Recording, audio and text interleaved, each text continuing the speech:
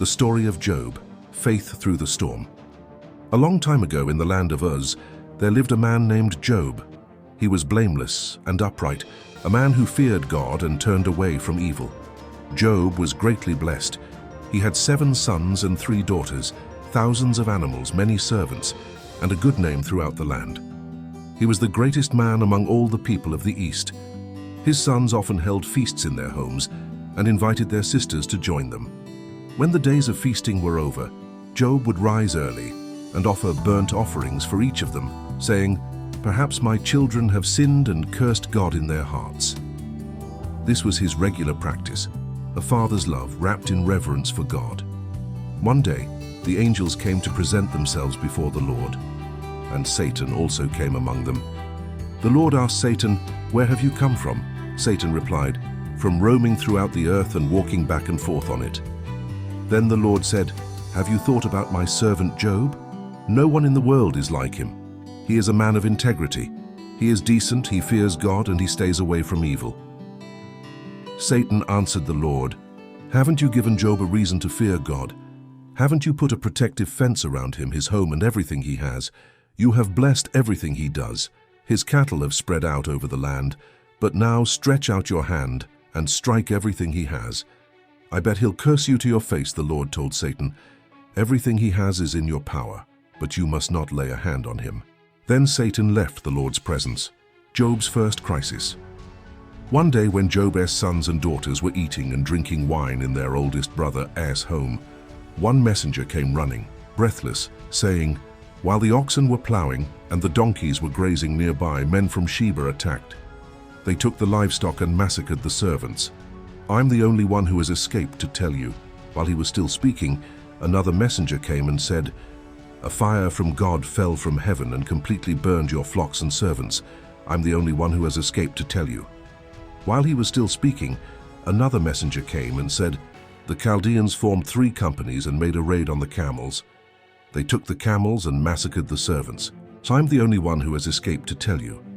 While he was still speaking, another messenger came and said, "Your sons and your daughters were eating and drinking wine at their oldest brother's home, when suddenly a great storm swept across the desert and struck the 4 corners of the house. It fell on the young people and they died. I'm the only one who has escaped to tell you." Job stood up, tore his robe in grief and shaved his head. Then he fell to the ground and worshipped.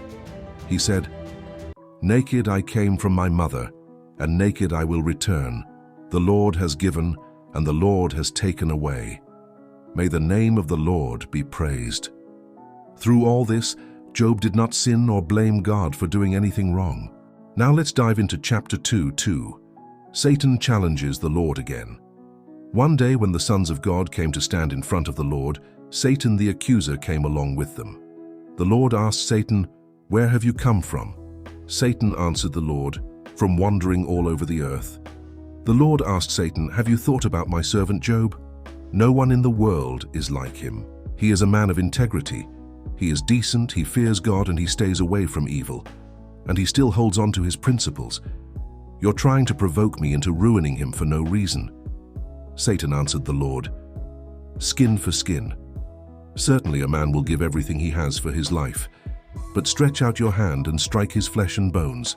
But stretch out your hand and strike his flesh and bones. I bet he'll curse you to your face." So the Lord told Satan, "He is in your power, but you must spare his life." Job's second crisis. Satan left the Lord's presence and struck Job with painful boils from the soles of his feet to the top of his head. Job took a piece of broken pottery to scratch himself as he sat in the ashes. His wife asked him, "Are you still holding on to your principles? Curse God and die." He said to her, "You're talking like a godless fool. We accept the good that God gives us. Shouldn't we also accept the bad?" Through all this, Job's lips did not utter one sinful word. When Job's 3 friends heard about all the terrible things that had happened to him, each of them came from his home. They had agreed they would go together to sympathize with Job and comfort him. When they saw him from a distance, they didn't even recognize him. They cried out loud and wept, and each of them tore his own clothes in grief. They threw dust on their heads. Then they sat down on the ground with him for 7 days and 7 nights. No one said a word to him because they saw that he was in such great pain. Chapter 3, Job speaks. Job curses the day he was born. After all this, Job finally opened his mouth and cursed the day he was born. Job said, "Scratch out the day I was born, and the night that said, a boy has been conceived. That day, let it be pitch black. Let God above not even care about it. Let no light shine on it. Let the darkness and long shadows claim it as their own. Let a dark cloud hang over it. Let the gloom terrify it. That night let the blackness take it away. Let it not be included in the days of the year or be numbered among the months. Let that night be empty. Let no joyful singing be heard in it.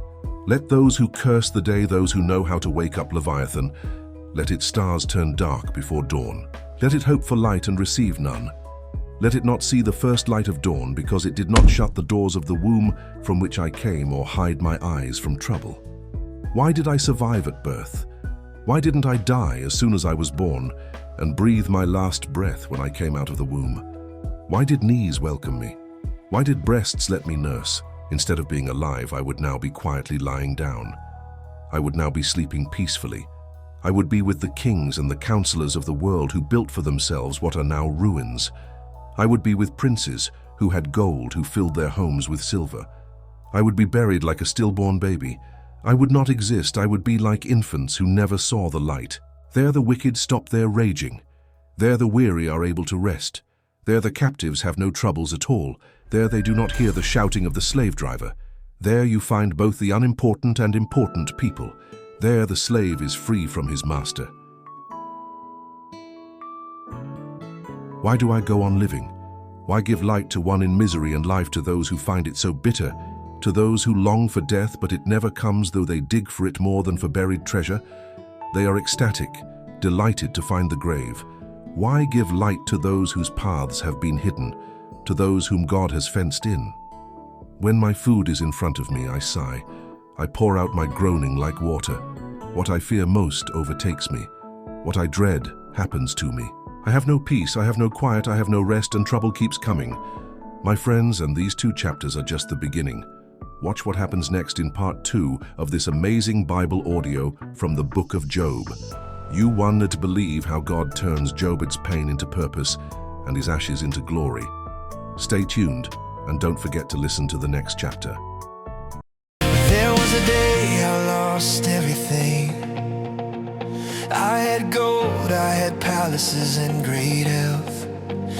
But my trust, my heart, my faith was always in God Himself. Then the pain came, the nights were long, and my skin burned, my tears fell down.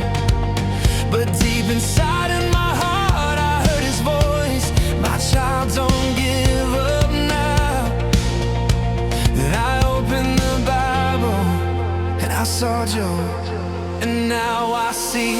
Like Job I stand, I worship still, even when life breaks my will. You give, you take, yet I say amen. My faith will rise, my faith will win. Though I fall, I'll rise again. You restore what's lost within. The storm won't be my end. My faith will win. My faith will win.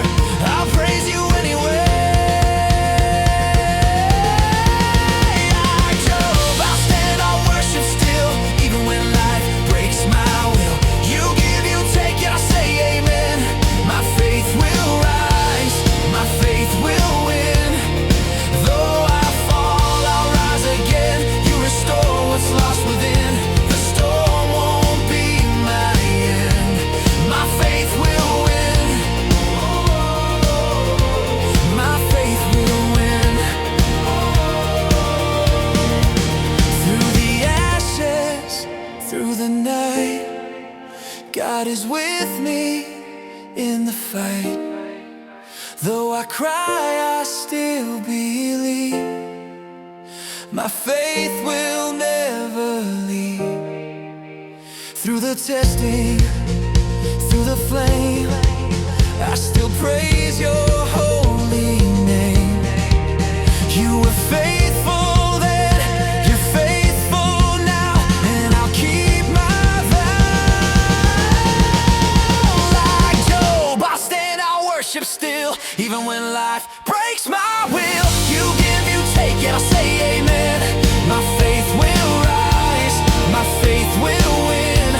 You turn my pain to peace again. My heart believes, my soul will sing. The storm won't be my end. My faith will win. My faith will win. When everything falls apart, don't lose your faith. God's still writing your story. Just like Job, your faith will win. Amen. Amen.